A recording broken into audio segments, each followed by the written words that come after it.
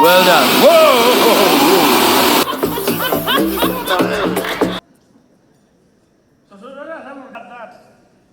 I mean, 5 to 10 million persons here. But we still about or really them coming on board.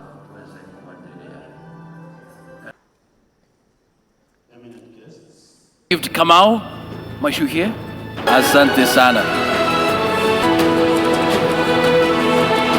I extend my gratitude to the Media Council of Kenya for its unwavering commitment to upholding the highest standards of journalism through initiatives like this that give due recognition to the exemplary individuals who excel in the field.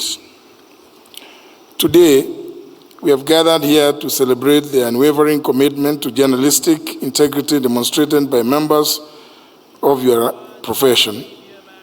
And as guardians of democracy and purveyors of information, the media plays a critical role in shaping public opinion, that which you already know, influencing policy and holding those in power accountable. Chairman, in Bunge, I know we had a discussion about whether we should ban TikTok and others.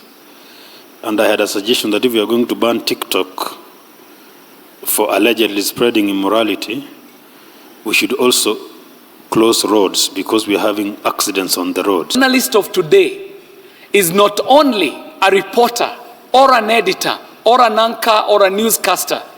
The journalist of today in Africa has a mandate bigger than that pen and paper journalism that we traditionally knew. Jangwani MEDIAMAX Radio Jangwani Techno